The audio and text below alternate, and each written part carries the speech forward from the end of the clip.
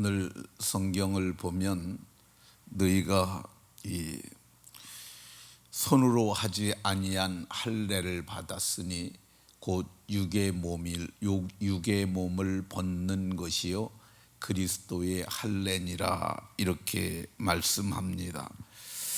그리스도의 할례는 예수 그리스도께서 우리를 위하여 죽으시고 장사된 지 사흘 만에 살아나신 것을, 이걸 믿음으로 내 것으로 받는 겁니다.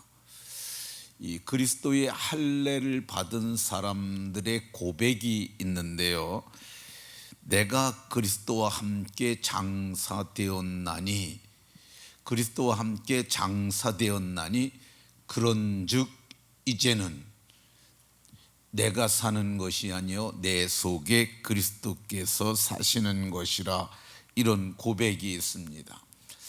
그리스도와 함께 십자가에 못 박혀 죽었으면은, 그리스도와 함께 십자가에 못 박혔으면 죽은 거잖아요. 죽었으면 사람이 육체를 떠나게 돼요. 이 사람이 죽으면 그 영혼이 죽은 사람 몸에 머물러 있을 수 없으니까 이 몸을 떠나잖아요. 근데 마찬가지로 우리가 그리스도와 함께 십자가에 못 박혀 죽었으므로 우리는 의식적으로 이 그리스도와 함께 죽었으니까 이제는 그 내 원래의 몸을 벗고 구썩어져가는 구습을 다 벗은 육의 몸을 벗은 사람이라고 이렇게 말합니다. 이렇게 육의 몸을 벗은 사람들이 세례를 받습니다. 세례는 예식으로 받는 거죠. 주께서 우리에게 두 가지의 성례를 행하라고 그러셨어요. 하나는 세례를 주라고 하셨고, 하나는 성만찬을 기념하라고 하셨습니다. 그래서 천주교는 7성례, 7가지의 성례를 행하는데, 우리는 세례와 성만찬, 주님이 그것만 하라고 그러셨어요. 그래서 우리는 세례와 성만찬을 하는데, 그리스도의 할례를 받은 사람들은 예식으로서의 세례를 받습니다. 세례를 제일 처음에 베푼 사람은 세례 요한이었는데, 그가 베푼 세례는 회개의 세례였죠. 예수님의 오실 길을 닦는 사람으로 오셨기에 그런 예수님을 사람들이 맞을 수 있도록 회개의 세례를 요단강에서 베풀었어요. 그런데 세례를 제도화하신 분이 누구냐? 예수님이세요. 예수님이 이제 마지막 하늘로 가시기 전에 너희들은 모든 족속을 제자로 삼아 아버지와 아들과 성령의 이름으로 세례를 베풀고 세례를 주라고 예수님께서 말씀하셨습니다. 그러니까 이 전에는 할례를 받았는데 이제는 세례를 받는 거야.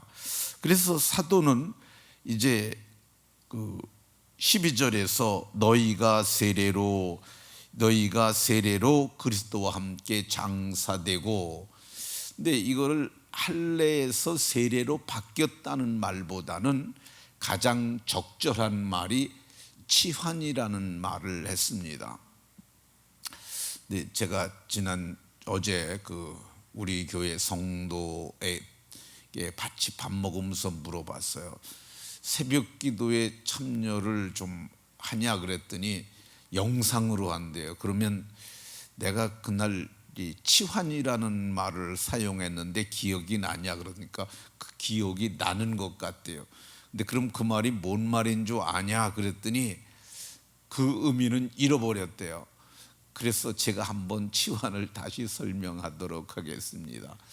이 치환은 이 심리학에서도 사용하고 물리학에서도 사용하는데, 심리학에서 사용하는 의미는 어떠한 일정한 대상을 향하여 있던 욕구가 다른 것으로 바뀌어 나타나는 심리적 상태, 태도 혹은 태도라고 이렇게 얘기를 합니다. 이게 뭐냐 하면은 애가 어렸을 적에는 게임에 집착을 하더니 이제는 책을 봐. 이게 게임에서 책으로 이렇게 바뀐 것, 이런 것들을 이 심리적 상태를 치환이라고 얘기를 합니다. 마찬가지로 그리스도를 모르는 구약의 성도들은 할례를 받았는데 우리는 이제 세례를 받는 겁니다. 할례가 세례로 치환이 되어도 그것이 옳고 합당한 이유가 뭐냐? 첫 번째, 언약의 의미가 동일하다고 말씀을 드렸습니다. 두 번째는 이 구약에서 할례는 난지 8일 만에 받았고, 그리고 세례는 유아 세례는 보통 전에는 2세 이하의 유아들이 받았습니다. 근데 이게 애들이 할례나 세례가 무엇인지 알고 받았겠습니까? 부모의 믿음으로 그들이 받는 거죠.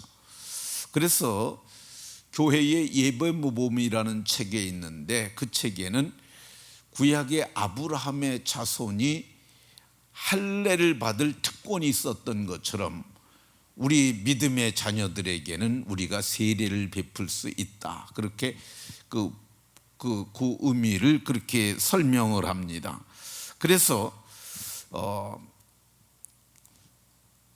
우리의 다음 세대들이 부모의 믿음으로 언약에 동참하는 그런 의식을 행하는 것이 있습니다. 세 번째, 할례가 세례로 치환되어야 옳고 합당한 이유가 있는데, 그게 뭐냐면 할례는 살해하는 겁니다. 그러니까 난지 8일 만에 할례를 받았거든요. 그래서 바울 사도가 내가 베냐민 지파여 8일 만에 할례를 받았고, 그는 정통 유대인이라는 뜻이에요. 근데 8일 만에 할례를 받는데 애들이 그 할례를 어디다 받느냐 하면 남성의 생식기의 포피를 끊어내는 거야. 그걸 끊어내니까 그게 할례예요. 근데 이걸 끊어냈는데 그럼 애들이 그걸 아냐? 사실 애들이 어렸을 때 모르죠. 근데 그걸 가르쳐 주지 않으면은 자기가 할례 받은 것도 몰라요. 그런데 이게 이제 공동체에 살다 보니까 누구가 아기를 낳대, 누구네 아기 냈다 그러면 애들도 다 알잖아요. 근데 그 아기가 이번에 8일 만에 할례를 받는데, 그럼 부모에게 묻지 않겠어요? 할례가 뭐야 엄마? 할례는 아기의 꼬추의 끝부분에 포피를 끊어내는 거야. 그러면 엄마 나도 할례를 받았어? 그래 너도 할례 받았어. 너 원래는 이 앞에 이렇게 있었는데 그걸 끊어낸 거야.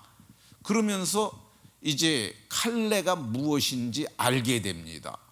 그러면 이 할례를 안 받으면 어떻게 되는 거야? 그것은 언약 공동체, 우리 하나님의 백성이 아니야. 그래서 너도 할례를 받은 거야.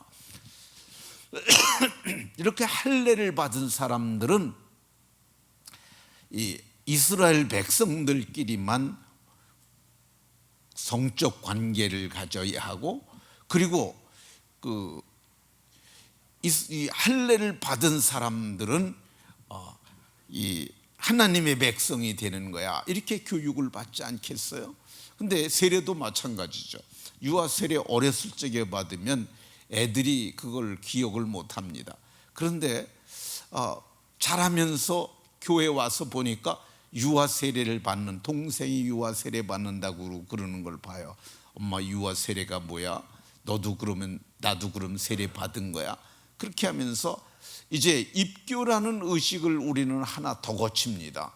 그러니까 유아 세례를 받은 사람들이 교회의 정회원이 되는 입교를 하는데, 어렸을 적에는 부모의 믿음으로 했지만은 이제는 내가 그리스도와 함께 십자가에 못 박아 죽인 것을 알고, 내가 이제는 육의 몸을 벗었고 이제는 그리스도와 함께 사는 사람이 되었을 때, 그때 이 믿음의 고백을 하고 공교회의 회원이 되는 것, 이게 할례입니다. 세례입니다. 그러니까 이 할례와 세례는 이런 의미에서는 다 동일합니다. 한 가지 더, 할례가 세례로 치환이 되어야 옳고 합당한 것이, 17분이나 됐네. 오늘 여기까지만 말하도록 하겠습니다. 말씀을 마치도록 하겠습니다. 성경은 이 할례가 세례로 치환이 되었음을 말을 합니다. 그러니까 이것을 귀하게 여기고 그리스도와 함께 죽고 그리스도와 함께 사는 연합에까지 이르러서 마지막 날에 모두가 생명의 부활을 하는 복이 있으시기를 예수 그리스도의 이름으로 축원합니다.